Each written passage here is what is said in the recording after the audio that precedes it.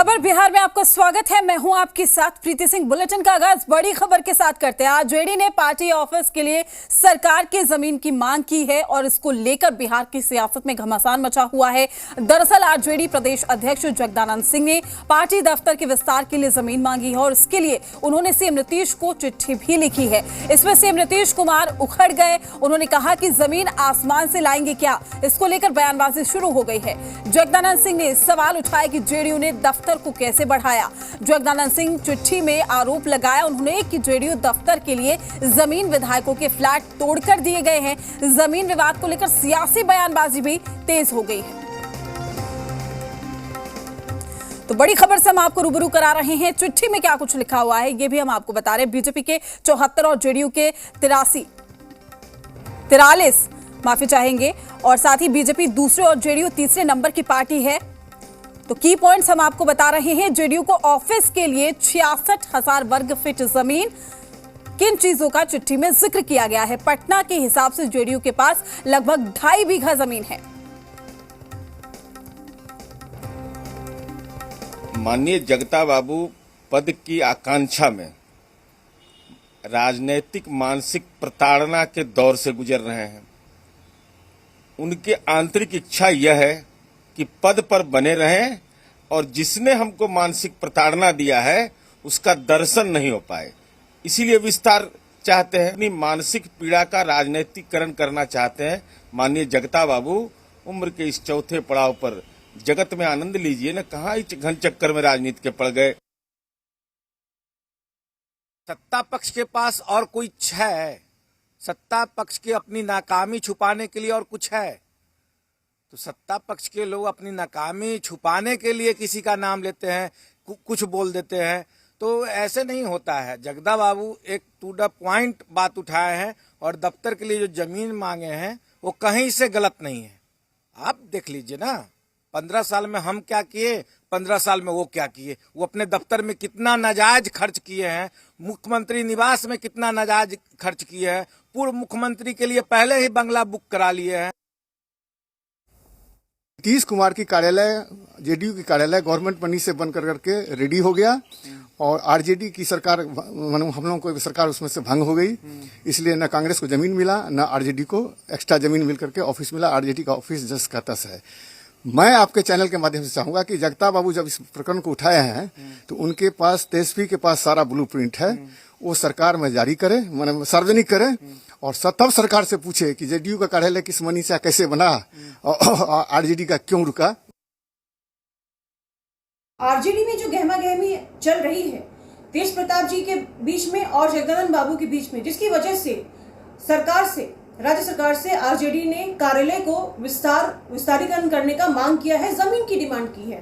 तो मैं ये कहना चाहूंगी कि एक कार्यालय में इस गहमा गहमी की वजह से तेज प्रताप जी बैठना नहीं चाहते जगदानंद बाबू जी के साथ में, इसीलिए उत्तर की तरफ आरजेडी के कार्यालय से सटा हुआ जो जमीन है उसके अपने नाम पर आवंटित कराना चाहते हैं आरजेडी के लोग, ताकि एक जगह तेज प्रताप जी बैठे और एक जगह जगदानंद जी बैठे।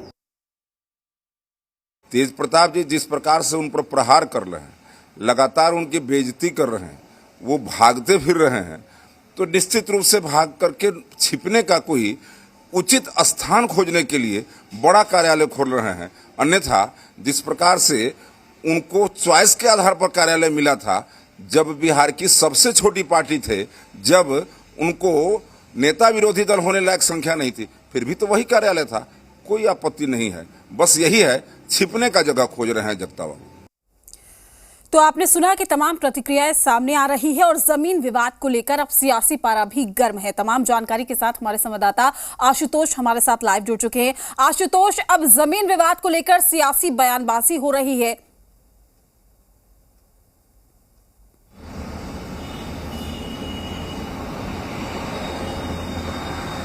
आशुतोष, क्या आप तक आवाज पहुंच पा रही है? जी बिल्कुल आशुतोष, आपसे जानने की कोशिश करेंगे। अब जमीनी विवाद को लेकर सियासी पारा गर्म है, तमाम बयानबाजी हो रही है। ऐसे में क्या लगता है कि कहीं ना कहीं आरजेडी में जिस तरीके से अंतर्कलह हमने देखी थी उसी का ये नतीजा है?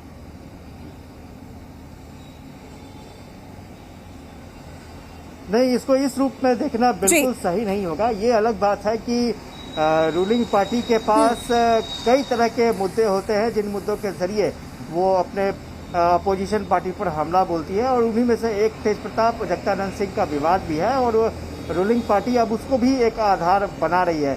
लेकिन हकीकत ये है कि कल जगदानंद सिंह ने प्रेस कॉन्फ्रेंस किया था और उन्होंने साफ तौर पर यह कहा है कि उन्हें मुख्यमंत्री का लिखित जवाब चाहिए कि आखिर आरजेडी को दफ्तर के लिए बड़ा जमीन नहीं मिलेगा, तो इसके पीछे बड़ी वजह क्या है।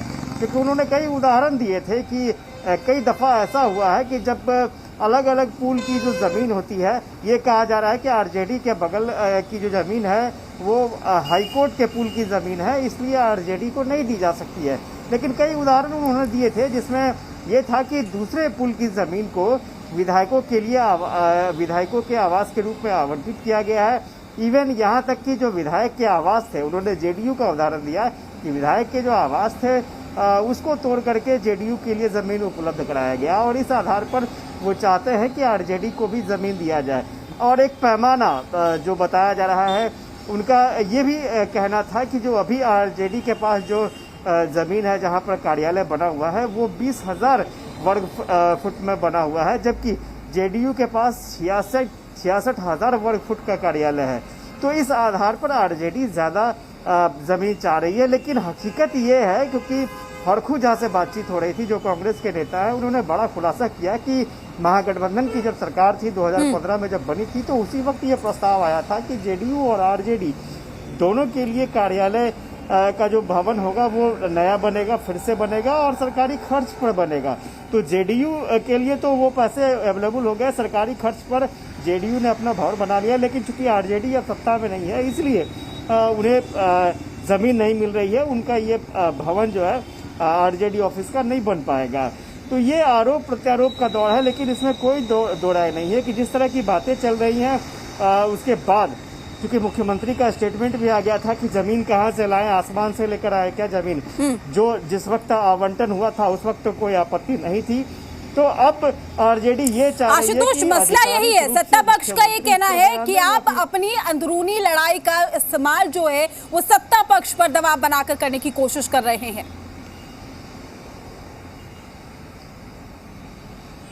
नहीं, स्वाभाविक तौर पर, क्योंकि आप इससे पहले थोड़ा सा पहले जाएंगी तो उसके पहले विवाद वही था जगदानंद सिंह और तेज प्रताप यादव का। और हालात ये होते थे कि तेज प्रताप यादव जब आरजेडी ऑफिस पहुंचते थे तब जगदानंद सिंह ऑफिस में मौजूद नहीं रहते थे।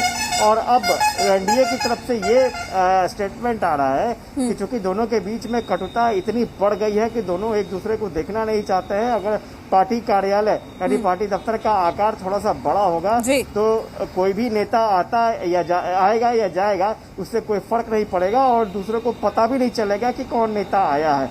तो ये एनडीए की तरफ से दलील दी जा रही है। हालांकि आरजेडी इस मामले पर ठोस कार्रवाई या ठोस वक्तव्य या फिर डॉक्यूमेंटल स्टेटमेंट चाहता है कि आखिर किस आधार पर आरजेडी को ज्यादा जमीन नहीं दी जाएगी।